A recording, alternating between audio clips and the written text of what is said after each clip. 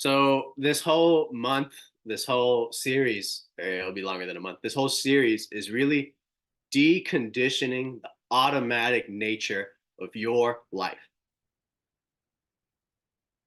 You live on autopilot. That makes you suffer. So we directly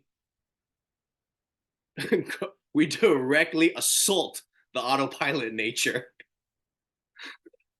by looking at mind states, by being aware. I don't mean that you're like you're being like Musashi and you're like taking out a sword and I'm gonna go to war with this distracted nature of my mind.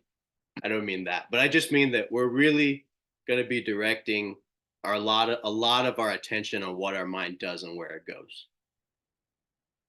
And when you can do that and you begin to see clearly what it is you're thinking and what it is you're permitting yourself to do and feel and whatever,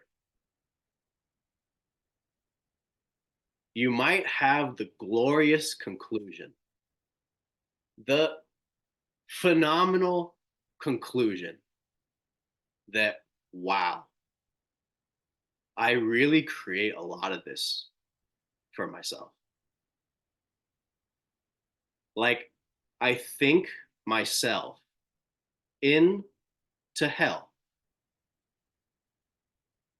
And why do I do that? Right? We look under the layers. We see, oh, there's like self hatred underneath this. Like, I feel like I deserve to suffer. And so I let myself talk very negatively to myself because underneath that stream of internal dialogue is a disdain for who you are. So we're gonna look at stuff like this. you know, like that's deep. That maybe even to hear me say that hurts. That's good. You know, it should hurt. The truth should hurt if it hurts, right? Like I would prefer to be given it straight, right? Just like, yeah, dude, you hate yourself. Like that's that's why that is the core, you know. So what are we gonna do to resolve that, right? And we'll look into that. We'll see. We'll see. We'll see what is really there. And it's not to say that we've all had things happen to us, right? My dad died. He was a drug addict. He was a meth addict. He neglected me when I needed a father to be there for me. He couldn't be there. That had consequences on my life, right? I We all have versions of this. We've all been subjected to awful and horrible things. Most of us, right? That being said, my dad's been dead for a long time. Unfortunately I had to watch him die when I was 19. Is it still the case that his his neglect is at cause?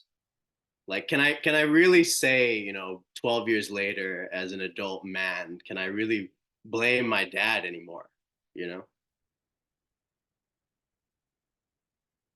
I can, but is that like the best thing for me to do? Should I just say, hey, this thought is coming up, this memory is coming up, this feeling is coming up. I'm not causing that to happen. That's right. Like the thought, the feeling, the memories, all of that comes up on its own. But my reaction to that thought, that's not automatic. If it was completely automatic, I would feel that, someone really has a remote control on my feelings and my responses and reactions. So as we're developing this capacity to be aware and our ability to meditate, we'll see more clearly. It's like, oh, yeah, I don't always have to respond like that, and I don't always respond the same way regardless. the trigger or the reaction that I'm having, it's not always the same. I might think it's the same, but if I really analyze it, if I really feel into it and look at it, you'll see that there's a pattern, but it's not always the same. The experiences, the fear, the anxiety, whatever it is that's coming up, it has its own energy in that moment. And we'll begin to look at that. So everything that arises in the experiential field is immediate. It's 100% what it is all the time. Like when, when that rage comes up and that anger arises, it's 100% that anger and rage in that moment, right? It's like it's so in your face that it couldn't there's not anything else. But then when you really look into it, you feel into the anger. You feel very deeply into the anger. You might find that underneath that is this sense of hurt. Like I'm just really hurt still by what happened. And we can feel into that sense of hurt. And by feeling into that, it's almost like the hurt or whatever it is, it's so solid at first. It's so solid and overwhelming. But as our capacity increases, we find that we can feel deeper into a thing. And it's actually not as solid as it appears. And things can really begin to lift when we're able to do this. They're able to clear. Um, One of the things that I've told students in the past is feeling is processing. And I don't mean like you feel something and then you think all this stuff about that, right? I mean just really directly feeling it. I'll give you an example.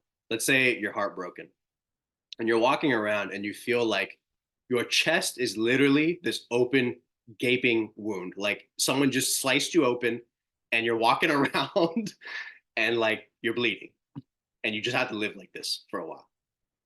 So the problem is that that feeling is uncomfortable. I don't want to feel it. So I'm going to distract myself.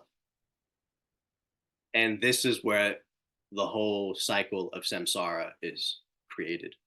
It's in this arising response cycle. A thing comes up or a thing is present, and it's so intense, it's so overwhelming that we want to direct our attention to something else. And in that directing our attention to something else, sometimes we have to do what we have to do. It's too overwhelming. It's fine. Shut the door, pay attention to something else. But in really being able to feel something deeply, it's like we're able to eventually capture the lesson. It's as if inside this whole like whirlwind of pain is a sliver and seed of light. And we can't get to it unless we go through the whirlwind. Like the seed is in the center and there's all this freaking chaos and trauma and memories and horrible things that happened, and it's just so painful I can't even look at it. But if you're able to actually feel through that for long enough, clear it and get to that seed, you'll see, oh, this is what that was supposed to teach me. This is not for foundations of mindfulness material. What I just told you is my own personal insight, and I think many other teachers and therapists and whatever would agree with this particular point, that every trauma, every difficult challenge and obstacle, at the core of that is a lesson that we can really grow from and that can liberate us. One of the major understandings I've had from some of the strange, multidimensional experiences that have occurred to me is that oftentimes we'll meet the same kind of person that will treat us the same kind of way, like toxic, right? We'll have the same situation occurring at work. Even though we change jobs, the dynamic ends up being the same. We'll have the same kinds of thoughts, the same kinds of feelings and reactions. We're just dealing with these loops, these simulations. And there's a common phrase, right? You'll say you hear this from all kinds of people. The problem will persist until you learn the lesson. Until you learn the lesson, you will continue to choose that kind of toxic partner until you understand and you've gained some wisdom about that particular, uh, about what's happening in you that is allowing you to permit contact with a kind of person like this, an abuser. Until you really see that, your ignorance of it will allow people like that to come into your life again and again and again and again. The reason for my overview effect on this whole thing is because once the lesson is understood, once wisdom has replaced ignorance, by virtue of that understanding, that particular loop is broken. The next time that kind of person shows up, you're like, nope, no way, not happening. The next time you see that particular sign, you see that particular situation starting to unfold, you're like, I know exactly what this is. Wow, okay, I'm exiting this. I've been through this 10 times. I'm sorry, I'm 40 now. I can't deal with this, right? So by the virtue of understanding, we free ourselves from particular conditions and from these loops. So that's really what we're looking at. The reason that we can't develop the understanding and really capture the lesson and grow is because our mind's like this all the time. You have to be with something for long enough to understand it, right? You have to feel something for long enough to really get the sense for it. You have to observe something for long enough to really see how it's working. But that's not possible with the mind being like this all the time in 1,000 directions, you know? So what we're really developing is just the capacity to be present with experience, not only to just get more of the juice in life, but to really see ourselves at a deeper level. And by the virtue of that depth, we can be freed of certain problems, repetitive patterns, particular feelings. I mean, it's really like as simple as this, like a feeling, let's say you have a feeling of meaninglessness. If I was able to go into like your mind body structure and just delete that feeling, what would the effect be on your life moving forward, right? So I think that meditation is a way to get into this.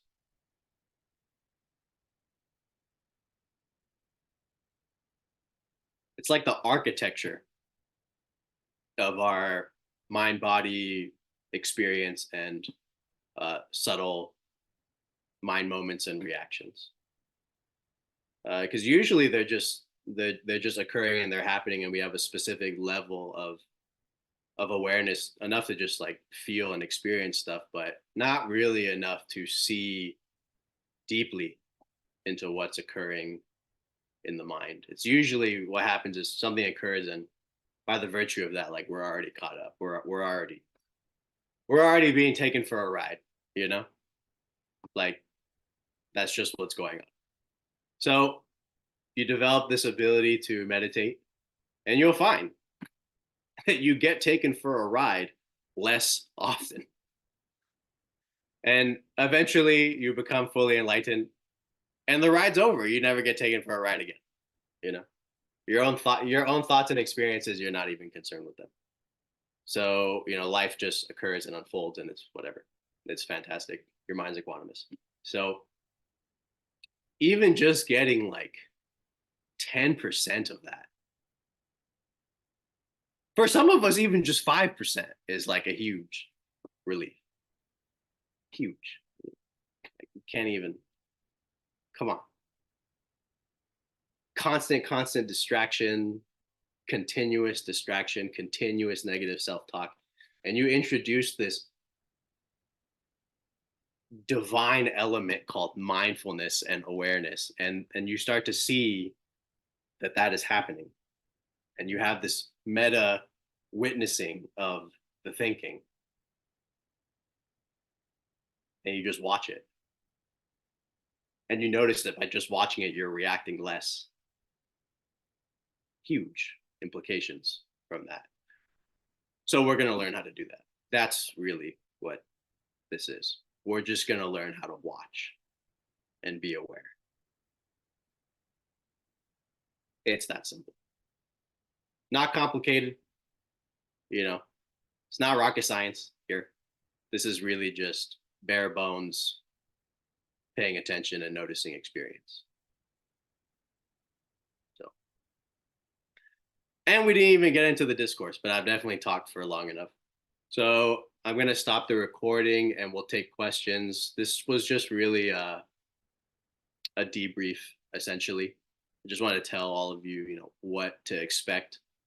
And, maybe you hated everything that came out of my mouth and I'm never going to see you again. And that's fine.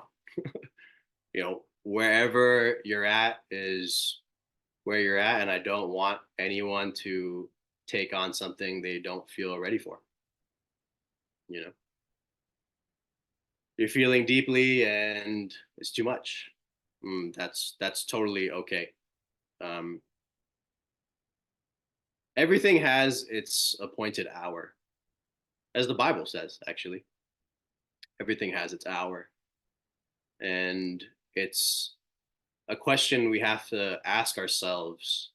You know, like, yeah, I do want to feel better, or yes, I do want to experience freedom, but am I really ready to let go of my rage and my hatred? Am I really ready to forgive for what's happened to me? And if you're not, that's fine. That's that is 100% okay. Even if you're not, you can still at least learn to be aware in your holding on, right? Like mindfulness is not limited. This awareness is not limited. It's not limited. It doesn't mean that you have to drop and let go of everything. It doesn't mean that at all.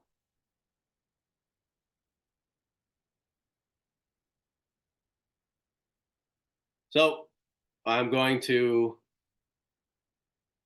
pause this